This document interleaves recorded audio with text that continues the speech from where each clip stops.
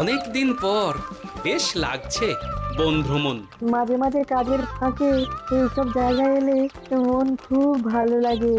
শুদ্ধ বাতাস, মাটির সোনা গন্ধ, পাখির কলতান, আহা।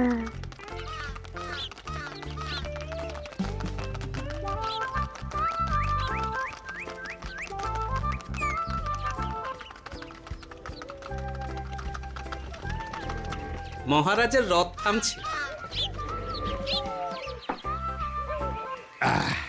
আমরা এইখানে বসে আজ রাজকার্য পরিচালনা করব।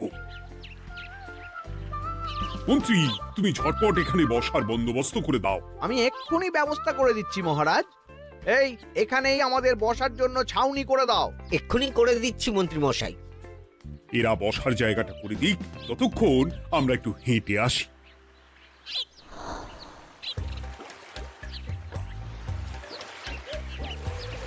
সকালবেলা হাঁটা শরীরের পক্ষে খুব ভালো মহারাজ।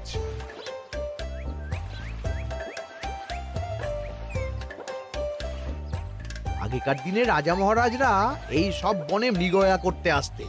মৃগয়া একদম ভালো নয় মন্ত্রী। তুমি জঙ্গলে আসছো অন্য প্রাণীদের মারতে। কেন মারবে? ওরা তো তোমার কোনো ক্ষতি করেনি। না, তা করেনি, কিন্তু তখন ওটা রাজা মহারাজাদের খেলা ছিল। শুনেছি আপনার প্রপিতামহ খুব ভালো বাঘ শিকার করতেন, অনেক বাঘ মেরেছেন। মন্ত্রী, তুমি একটা কথা হয়তো জানো না। আমার প্রপিতামহ শিকার করতেন, কিন্তু কোনো স্বাভাবিক জানোয়ারকে নয়। যে বাঘ মানুষ খেকো হয়ে প্রজাদের ক্ষতি করত, আমার প্রপিতামহ সেই সমস্ত বাঘদেরই মারতেন। এছাড়া উনি বন্য প্রাণী সংরক্ষণ করতে বড়ই ভালোবাসতেন।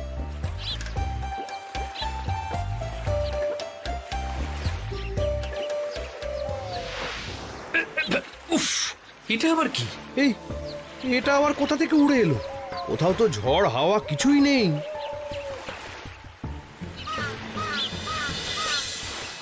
একটা ধাঁধা মহারাজ, এই কাগজে লেখা। ধাঁধা? পড়ো দেখি। জোয়ার ভাটা প্রভুর খেলা, ভাটা হবে হলে বেলা। ভাটা হলেই দেখা যাবে লাল রঙের এক পাথর পাবে। নদীর ধারে গর্ত করে যত্নে সাজাই কলস ভরে। হেথায় হোথায় ছড়িয়ে যাহা, অন্ধকারে জলে তাহা। ঢুকলে চক্ষু ঝলসে যাবে, হাতের কাছে ঘন্টা পাবে। ঠিক ঘন্টা বাজলে পরে পড়বে ঝরে থরে থরে। ঘন্টা যদি হয় ভুল, যেন তুমি হারাবে কুল। ঠিক ঘন্টা চিনতে হলে নকশা দেখো চক্ষু খুলে। সিন্দুক দেওয়ালে হাত দাও, আসল ঘটনা জেনে নাও। ওরে বাবা, খুব দীর্ঘ ধাঁধা। তা মন্ত্রী, তুমি কিছু বুঝলে? এটা একটা গুপ্তধনের নকশা। এর মধ্যে গুপ্তধন কোথায় আছে তার একটা ধারণা দেওয়া আছে। গুপ্তধন? ওটা আমাকে পেতেই হবে, পেতেই হবে। দেখি দেখি, একবার কাগজটা দাও। গোপাল, কাগজটা আগে আমার হাতে দাও, দেখি ভালো করে। এখন নদীতে জোয়ার চলছে গোপাল। একটু পরেই ভাটা শুরু হবে। হ্যাঁ, ভাটা না হলে কিচ্ছু বোঝা যাবে না। এখানে স্পষ্ট লেখা আছে, ভাটা হলেই দেখা যাবে লাল রঙের এক পাথর পাবে। তার মানে আমাদের ভাটা হওয়া পর্যন্ত অপেক্ষা করতে হবে। না, সময় নষ্ট না করে ধাঁধাটার সমাধান করতে শুরু করি। ভাটা হলে একটা লাল রঙের পাথর দেখা যাবে, এই পর্যন্ত পরিষ্কার আছে। বুঝতে হবে ওর পর থেকে। পড়ো গোপাল, চলো আমরা সবাই বুদ্ধি লাগাই। নদীর ধারে গর্ত করে যত্নে সাজাই কলস ভরে। এটার অর্থ, ধাঁধাটা মাথায় বসিয়ে নিয়েছি, এবার কে কি বলবে সেটা শুনতে হবে। চলো গোপাল, আমরা ধাঁধা যেমন যেমন বলেছি তেমন তেমন ভাবেই চলি। চলুন মহারাজ, এখন আমাদের দেখতে হবে লাল পাথর। কোথায় আছে লাল পাথর? চলো চলো সবাই, চোখ কান খুলে আমরা নদীর পাড় ধরে হাঁটি। আমি একটু তফাতে হাঁটি। গুপ্তধন আমাকে একা পেতে হবে। ভাটা হলেই দেখা যাবে লাল রঙের এক পাথর পাবে। আমাকে চোখ কান খোলা রাখতে হবে। লাল পাথর, নদীর চড়ায় লাল পাথর দেখতে হবে। লাল পাথর, লাল পাথর। ওটা কি? এই তো লাল পাথর, লাল পাথর। ওরা অনেকটা এগিয়ে গেছে, ওদের আমার দিকে নজর নেই। এই সুযোগ, এই সুযোগ, একা একা গুপ্তধন নিয়ে পালাবো। আহ, এ- এ।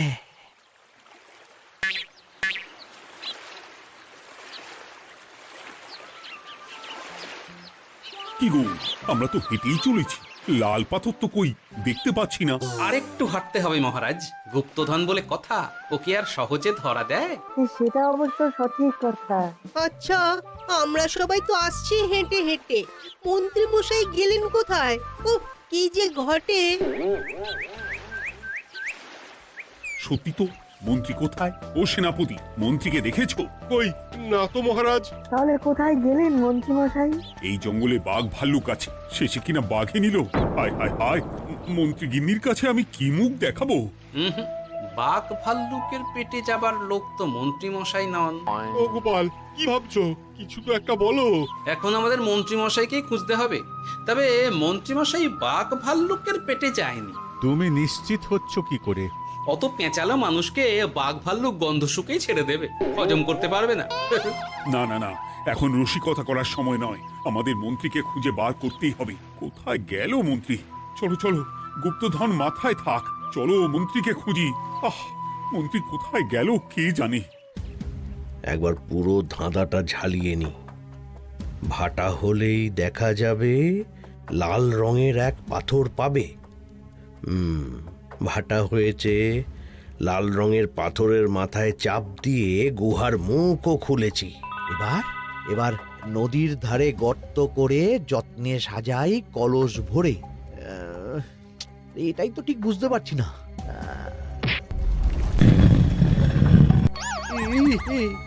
এই রে, এবার কি হবে? হ্যাঁ, মহারাজ, কোথাও একটা আওয়াজ হলো। এই, আওয়াজটা কোন দিক থেকে হলো? চলুন সামনে এগিয়ে যাই। আমার মনে হয় আওয়াজটা সামনের দিক থেকে এলো। আমারও তাই মনে হলো। তবে কি মন্ত্রী মশাই লাল পাথরের হদিশ পেয়ে গেছেন? আমাদের চোখে পড়লো না, অথচ মন্ত্রী মশাইয়ের চোখে পড়ে গেল। আসলে আমরা কথা বলতে বলতে গেছি, তাই নজরে পড়েনি। মন্ত্রী মশাই একা একা আমাদের পেছন পেছন আসছিলেন। উনি ইচ্ছে করেই আমাদের পেছনে পেছনে আসছিলেন। নিজে একা গুপ্তধন নিয়ে যেতে চেয়েছিলেন, এখন কোথায় আছেন কে জানে।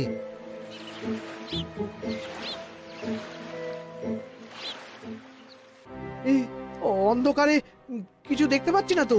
ধাঁধাতে কি ছিল? হ্যাঁ, কি ছিল? হেথায় হোথায় ছড়িয়ে যাহা, অন্ধকারে জলে তাহা, ঢুকলে চক্ষু ঝলসে যাবে, হাতের কাছে ঘন্টা পাবে। পেয়েছি পেয়েছি, ঘন্টা ঘন্টা ঘন্টাটা পেতে হবে। ঘন্টাটা ঘন্টাটা ঘন্টা। ভাটা হলেই দেখা যাবে লাল রঙের এক পাথর পাবে, নদীর ধারে গর্ত করে যত্নে সাজাই কলস ভরে, হেথায় হোথায় ছড়িয়ে যাহা, অন্ধকারে জলে তাহা, ঢুকলে চক্ষু ঝলসে যাবে, হাতের কাছে ঘন্টা পাবে। ঠিক ঘন্টা বাজলে পরে পড়বে ঝরে থরে থরে, ঘন্টা যদি হয় ভুল যেন তুমি হারাবে কুল। ঠিক ঘন্টা চিনতে হলে নকশা দেখো চক্ষু খুলে, সিন্দুক দেওয়ালে হাত দাও আসল ঘটনা জেনে না। এবারে ভালো করে ঠান্ডা মাথায় ভাবতে হবে। ভাটা হলেই দেখা যাবে লাল রঙের এক পাথর পাবে। সেই লাল পাথরটাই তো খুঁজে পাওয়া যাচ্ছে না, অথচ মন্ত্রী মশাই খুঁজে পেলেন। আওয়াজটা কোথা থেকে আসছিল? এই কাছে পিঠে এই কোথা থেকে আওয়াজটা আসছিল।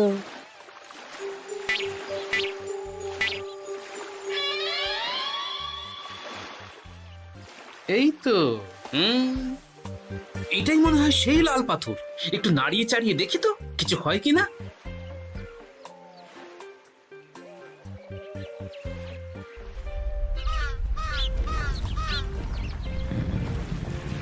এই তো, কাজ হয়েছে। এই তো সুড়ঙ্গ। আপনারা নিচে নামুন। আপনারা কি দেখছেন সেটা বলবেন মহারাজ। সবাই যদি নেমে যাই, যদি কোনো কারণে সুড়ঙ্গের মুখ বন্ধ হয়ে যায়, তাহলে আর আমরা বাইরে বেরোতে পারবো না মহারাজ। গোপাল ঠিকই বলেছে, আমরা দুজন বাইরে থাকি। মহারাজ আর একটা কথা, কোনো ঘন্টায় হাত দেবেন না, মনে আছে তো? ঘন্টা যদি হয় ভুল, যেন তুমি হারাবে কুল। ওরে বাবা, এই বয়সে আর কুল হারাতে চাই না। ঠিক আছে, তোমার কথাই অক্ষরে অক্ষরে পালন করব। দেখি এই সুরঙ্গে মন্ত্রীমশাইকে দেখতে পাই কিনা। চলুন মহারাজ, সুরঙ্গে নামি। সবাই সাবধানে নামো।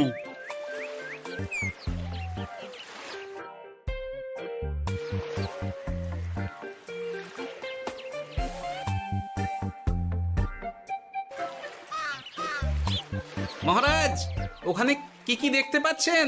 ওখানে কি মন্ত্রী মশাই আছেন? না গোপাল, মন্ত্রীকে এখনো দেখতে পাইনি। শুধু আমি এখানে অজস্র পাথর দেখতে পাচ্ছি। পাথরে পাথরে ছয়লাভ, ছোট বড় অজস্র। পাথরগুলো বড় অদ্ভুত, কিরকম কিরকম মানুষ মানুষ গড়ন। লম্বা বেঁটে হরেক রকম। মানুষ মানুষ গরম, সেটা কি রকম? আর কিছু? কোনো কলসি কি দেখতে পাচ্ছেন? কলসি তো দেখতে পাচ্ছি না।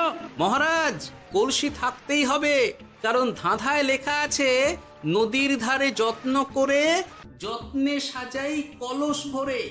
গর্তটা আসলে হলো সুড়ঙ্গ, কিন্তু কলস। মহারাজ, মহারাজ, এইদিকে এইদিকে একটা কলসের মতো কি যেন আছে। এইদিকে আসুন, এদিকে এদিকে। হ্যাঁ গোপাল, দেখতে পেয়েছি। এবার আমি যেরকম যেরকম বলবো সেই রকম সেরকমই করবেন। আমি বিজ্ঞানীকে নদী থেকে জল তুলে পাঠিয়ে দিচ্ছি। পাত্র কোথায় পাবে? আমাদের জল খাবার যে পাত্র আছে সেটা আনতে লোক পাঠাচ্ছি। ঠিক আছে। শুধু একটা কথা বলছি, আপনারা কেউই সুড়ঙ্গের ভেতরে কোনো কিছুতে হাত দেবেন না। কেন গোপাল? সব পরে বলবো, এখন আমি যা বলছি সেটা শুধু মনে রাখুন। সুড়ঙ্গের ভেতরে কিছুতে হাত দেবেন না। ঠিক আছে। প্রহরী, তুমি যাও, যেখানে আমাদের বসবার আয়োজন করা হয়েছে সেখানে গিয়ে একটা জলের পাত্র নিয়ে নদী থেকে জল ভরে নিয়ে এসো। গোপাল, মন্ত্রীমশাই কোথায় গায়েব হয়ে গেলেন? কোথাও গায়েব হয়ে যাননি বিজ্ঞানী, কোথাও গায়েব হয়ে যাননি উনি। উনি ওই সুড়ঙ্গের ভেতরেই আছেন। কিন্তু কেউ তো ওনাকে দেখতে পাননি। সম্ভবত পাথর হয়ে আছেন। এখন কিভাবে পাথর হয়েছেন সেটা তো আমি বলতে পারবো না। সবটাই স্বপ্নের মতো লাগছে। ঠিক যেন স্বপ্নের মতো লাগছে। এই জীবনে সুরঙ্গ দর্শন হয়ে গেল। আমাদের পাতাল প্রবেশ। পাতালে আসিয়া আমি মনে মনে বলি, গুপ্তধন নিয়ে আমরা যেন সৎ পথে চলি। তোমার এখনো কাব্য আসছে সভাকবি? আসছে মানে কাব্যের সাথে আছে রোমাঞ্চ, করছে গা শীত, হচ্ছি আমি অধীর। মহারাজ, জল দিয়ে বিজ্ঞানীকে পাঠাচ্ছি। কি করতে হবে বিজ্ঞানীকে সব বলে দিয়েছি। তুমি ভেতরে আসবে না? আসবো ঠিক সময়ে। এখন আমি যেমন যেমন বলবো আপনি ঠিক তেমন তেমন করবেন। ঠিক আছে। বিজ্ঞানী, যেমন যেমন বললাম ঠিক তেমন তেমন ভাবে কলসিকে জল দিয়ে পরিষ্কার করবে। মনে রেখো, ধাঁধায় আছে কলসি সাজাই যতন কর। তুমি একটা কথা মনে রেখো বিজ্ঞানী, কোথাও হাত দিও না কিন্তু। ঠিক আছে গোপাল, তোমার উপস্থিত বুদ্ধির তুলনা নেই। আমি যাচ্ছি গোপাল। সাবধানে সাবধানে। মহারাজ, বিজ্ঞানী যাচ্ছে।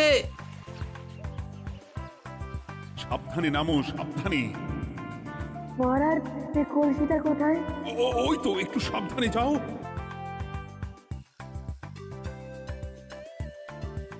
বিজ্ঞানী, কলসির দেখা পেয়েছো?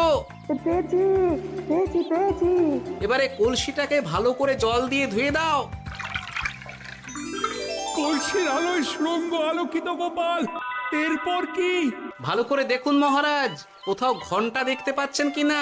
ঘন্টা একটা তো নয়, সার সার ঘন্টা, অনেকগুলো ঘন্টা। সাবধান, ঘন্টায় হাত দেবেন না, শুধু দেখুন।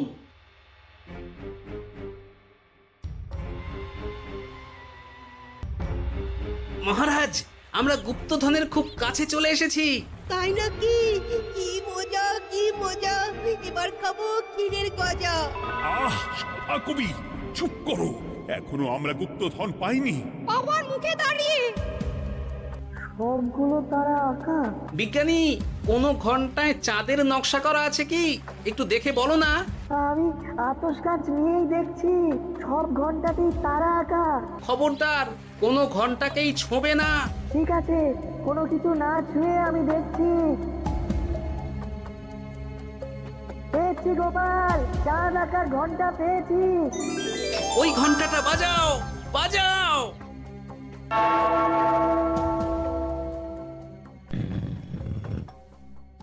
গুপ্তধন পেয়েছেন মহারাজ? বাঁচাও, বাঁচাও, বাঁচাও।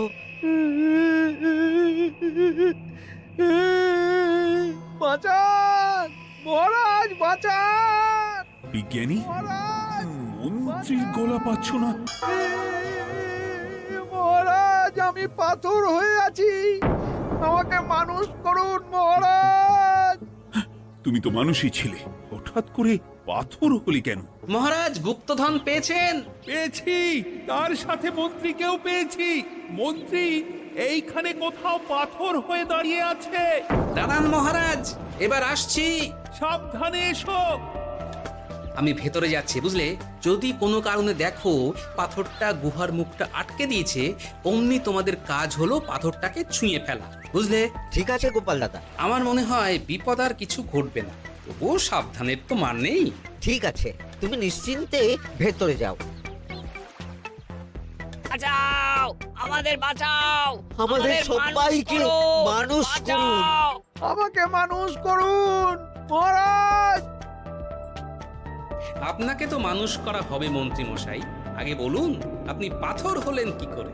ও, মনে পড়েছে, ধারার শেষ লাইন, সিন্দুক দেওয়ালে হাত দাও, আসল খবর জেনে না। সত্যি গোপাল, তুমি না থাকলে এই এত কিছু আমাদের সবার কাছে অজানাই থেকে যেত।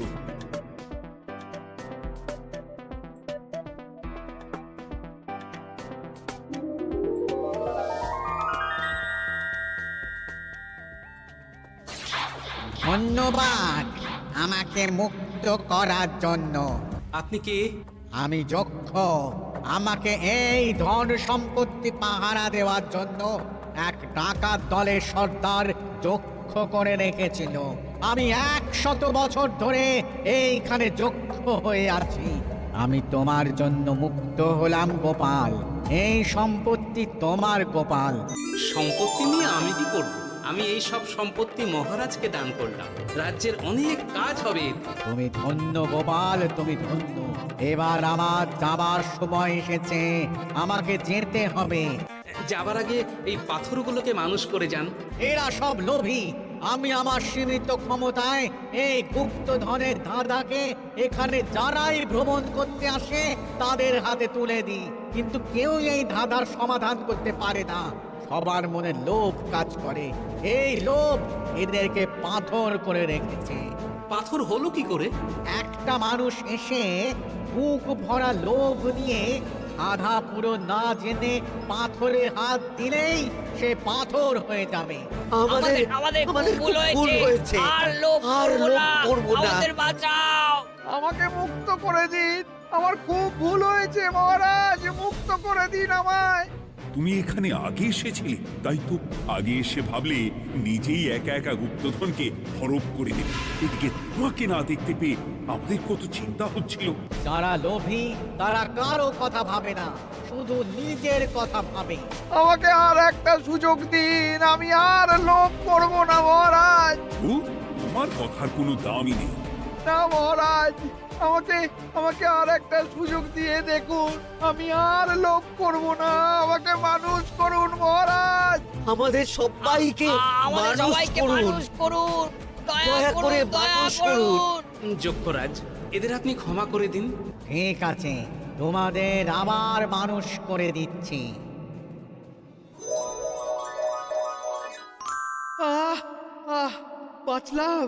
বাঁচলাম।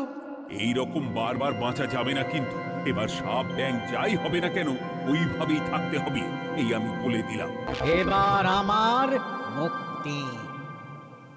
মুক্তি নেবার আগে আরেকটা প্রশ্ন, যে ডাকাত সর্দার তার সম্পত্তিকে রাখার জন্য আপনাকে যক্ষ বানিয়েছিল, এই সম্পত্তি তো তাদের, আমরা তো নিতে পারি না। লোভ বড় খারাপ গোপাল, অতিরিক্ত লোভ মানুষকে পশু করে দেয়। ওই ডাকাত দল এই সম্পত্তির জন্য সবাই কাটাকাটি করে মরে গেছে, কেউ আর বেঁচে নেই। সুতরাং এই সম্পত্তিতে তোমার অধিকার আছে, এই সম্পত্তি তুমি গ্রহণ করো। নিলাম আমি, কিন্তু এই সম্পত্তি মহারাজকে আমি দান করলাম। ডাকাত দল জনগণের সম্পদকে লুঠেই তো সম্পত্তি বানিয়েছে, তাই আমি জনগণের কাজে লাগবার জন্যই এই সম্পত্তি মহারাজকে দিলাম। গোপাল, তোমার জয় হোক। এবার তাহলে আমি যাই, তোমরা সবাই সুখে থেকো আর ভালো থেকো। গোপাল, তোমার তুলনা হয় না। তোমার ঋণ আমি কোনোদিন শোধ করতে পারবো না। তুমি কৃষ্ণনগরের জন্য যা করলে তা ইতিহাসে লেখা থাকবে। না মহারাজ, আমি এমন কিছু করিনি, এই কাজ সবাই করবে। জয় গোপালের জয়, জয় গোপালের জয়, জয় কৃষ্ণনগরের জয়। জয় কৃষ্ণনগরের জয়।